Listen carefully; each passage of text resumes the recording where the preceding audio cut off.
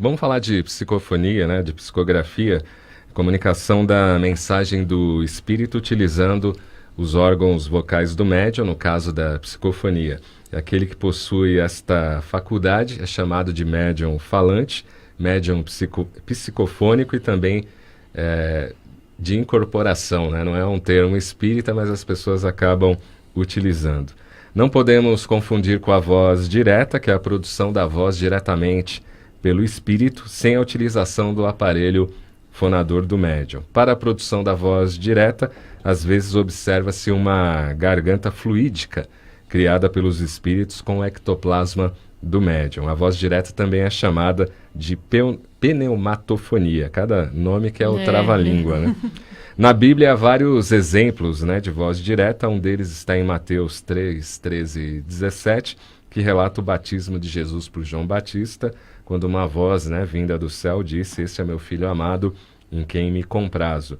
Os médiuns conscientes também são chamados de médiuns intuitivos e são os mais comuns. Os inconscientes, chamados de sonambúlicos, já são um pouco raros. E os semi-conscientes são uma combinação do consciente e o inconsciente. E o grau de envolvimento do médium não é tão profundo que produza a inconsciência, mas também não é tão superficial que ele fique completamente consciente. O médium toma consciência do pensamento do espírito e no mesmo instante em que fala. Ao recobrar completamente a consciência, o médium às vezes não tem lembrança de tudo o que falou ou do que escreveu.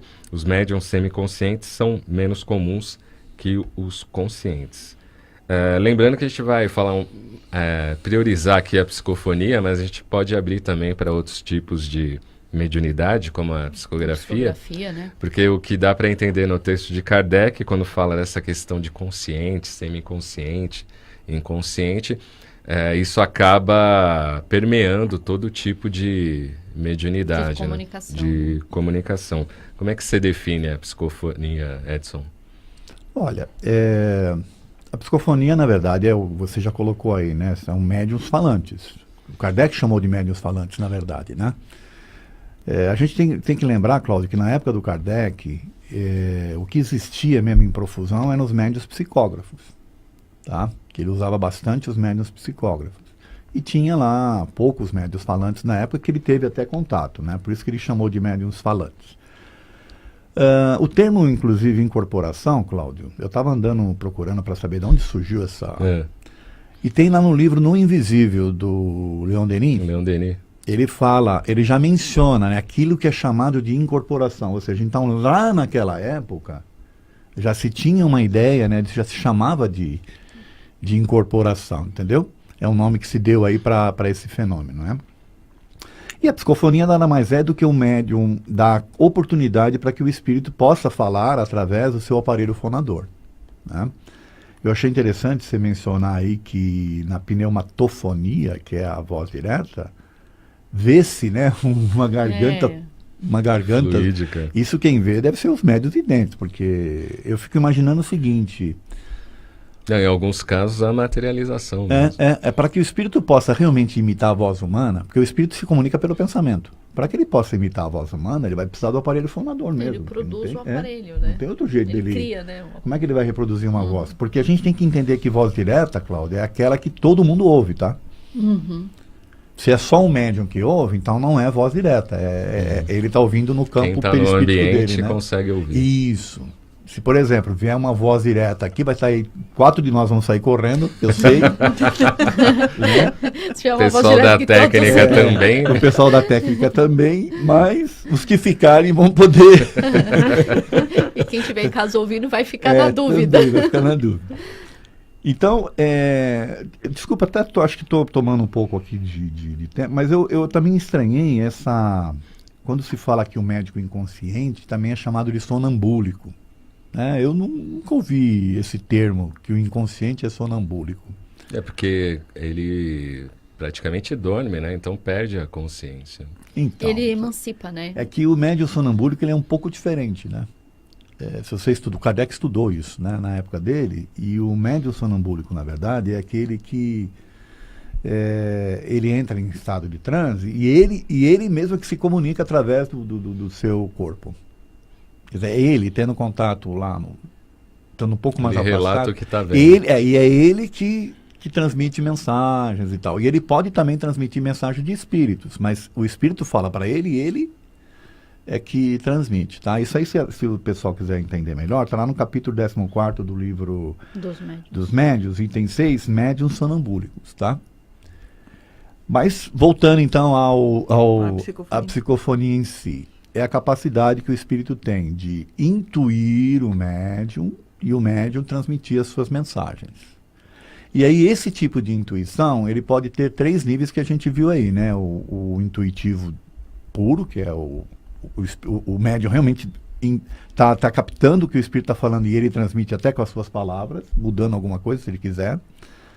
O semiconsciente, que ele, ao mesmo tempo que ele tem noção do que o espírito está falando, ele transmite, mas aí ele tem uma certa dificuldade de mudar. E o inconsciente, que é aquele que o espírito usa ele à vontade para falar o que bem entende. Tá certo? Mas a gente vai explorar melhor isso daqui um pouquinho, né? Sim, durante o programa, Elaine.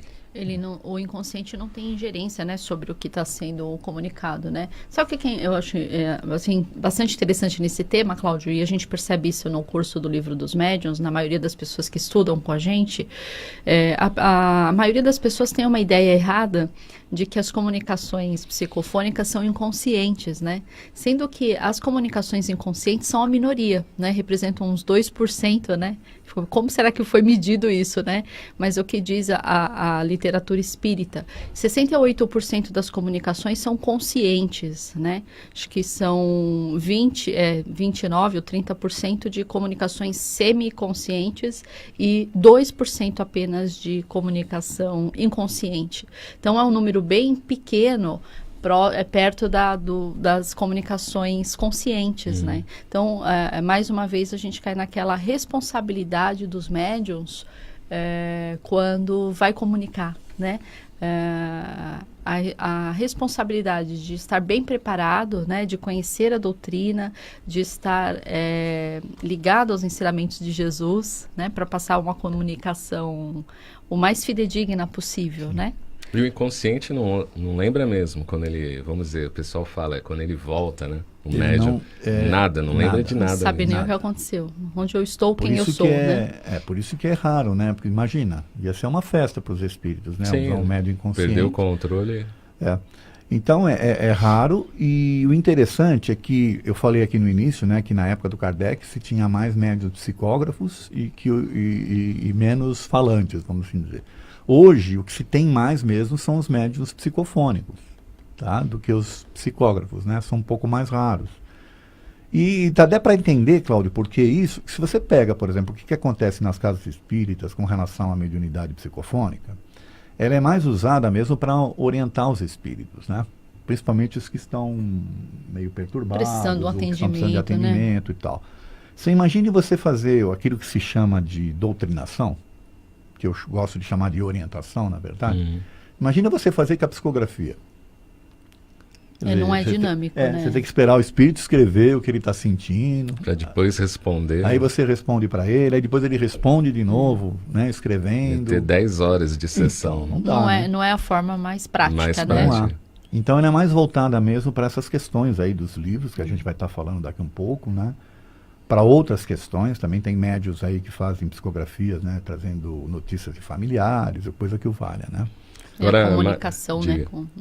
Comunicação. Só que tem uma questão também da psicografia, Cláudio, que a importância da psicografia, porque através a psicografia é uma comunicação que você pode checar, fica gravado, né? Fica lá, você pode consultar a qualquer momento, você pode, né, Edson, consultar a veracidade ou não daquela informação, se aprofundar naquilo que o espírito está transmitindo, e a psicofonia muitas vezes se perde, é um tipo de comunicação que é momentânea, né? A não ser que você grave, né? Hoje em dia, na nossa casa, a gente grava as reuniões. Na época do Kardec você não tinha como gravar. Hoje tem recursos, né? Coloca lá na hoje tem recursos, você pode ouvir novamente e tudo mais, né? Agora, mas o próprio livro dos médiuns ressalta essa qualidade E dá da psicografia, né? No caso da psicografia, dá até para comparar a letra, né? Isso, assinaturas, aí a se o médium for caligrafia. inconsciente. Inconsciente. Aí você- que não tem interferência nenhuma. Aí tá vendo como é interessante? E tem um outro detalhe também da psicofonia, a gente está misturando as coisas Não, aqui, Ah, mas é. Ah, o Cláudio acho que deixou. Os ouvintes estão entendendo, né? No caso da psicofonia, tem um fato interessante que é a emoção, que o espírito consegue passar a emoção muito mais do que na psicografia. Sim. A psicografia, o médium ele tem que estar muito bem, como é que eu queria dizer, entrelaçado, ele tem que estar muito bem sintonizado para sentir a emoção e poder transmitir essa emoção no papel, né? Já na psicofonia, ela fica mais fácil, porque você percebe, você, né, Sente, quem está de né? fora, estou dizendo, né? Quem está observando o médium falar, percebe a emoção e tudo, tá certo? Verdade. Na muito mais- psicografia já não dá tanto. precisaria ser realmente um médium bem equiparado ali em termos de Apesar que sintonia, com o Chico Xavier a gente já conseguia pegar a emoção, né, do espírito pela letra, né? Então, só que aí também lá na época do Kardec, quando você tinha lá, ele fala inclusive que o espírito às vezes transmitia, mas era da forma como ele pegava, por exemplo, às vezes ele apertava mais o lápis, ou né, ele fazia o lápis tremer, então ele demonstrava ali uma certa emoção, tá? Rabisco, se está nervoso, né? Isso, ficava mais grafado, ou mais coisa que o forte, valha, né? Mas você há de convir que você precisa ser um observador muito atento para perceber, né? Sim. Que tipo de emoção está sendo passado ali. E pelo conteúdo que está sendo escrito. Mas aí você tem que ler e interpretar a emoção do espírito, né? Através da leitura. Agora já na psicofonia fica um pouco mais fácil. Apesar de o pessoal achar que é mais, vamos dizer, é mais aberto, né, a possibilidade de fraudes, de mistificações, ou coisa que o valha, né? Mas aí o pessoal tem que estar bem ciente aí dos O conceitos animismo, espíritas, né? Exatamente. Para não se deixar enganar. Marisa, todo mundo pode desenvolver a psicofonia, por exemplo, num curso espírita? Não, acredito que não. Cada médium tem mais aptidão para uma coisa ou para outra, né? Apesar que a psicofonia, como vocês falam, não é tão complicado assim, né? Basta... O que eu acho que a gente tem que levar em consideração na psicofonia é a moral do médium, né? Isso. Se o médium realmente tem eu acho que eu pelo menos sempre observo isso. A pessoa que vai passar, o médium que vai passar a mensagem, você tem que ver se ele tem uma vida ilibada, como que ele trata a família dele, como que ele trata os semelhantes dele, como ele pratica o bem, né? Então, se ele tem essa moral elevada, então com certeza ele vai passar uma boa mensagem e uma mensagem fidedigna. Então, eu acho assim, agora, a psicofonia pode ser desenvolvida, não vou dizer que não, mas eu acredito que cada médium, né, venha com o seu papel principal de trabalho, né? Então, uns para psicofonia, outros para psicografia, outros para médiuns de efeito, que hoje em dia também é mais raro. É mais raro, né? Mas eu acho que a gente também tem que levar em consideração o contexto histórico de tudo isso, né? Na época de Kardec, como vocês falam, tinha mais psicografia, por quê? Por causa dos registros que precisavam ser feitos. Então, que nem você fala, hoje tem um microfone? Tem, então a gente grava. Naquela época não tinha, então, e eram os primórdios do espiritismo, e a gente precisava Sim, de início, documentos. Lembrando que, inclusive, começou com mesas girantes, depois com Sim. aparelhos, A até prancheta, o Kardec né? descobrir que podia ser na mão, né? Exatamente. Então, eu acho que tudo, a gente tem que sempre, eu pelo menos, eu dou curso lá na FEU, né, do preparatório de espiritismo, e eu falo para os meus alunos, olha, tudo na vida a gente tem que levar o contexto histórico do momento. Como que foi? Vamos ver como que era aquela época em que foi feito. Então, naquela época precisava estar escrito, precisava ter no papel. Hoje não. Hoje o espiritismo já está mais difundido, então a mensagem falada talvez abranja até muito mais pessoas do que a psicografia. A psicografia normalmente é muito dirigida, né? Que nem o senhor falou. É para um familiar, é um livro,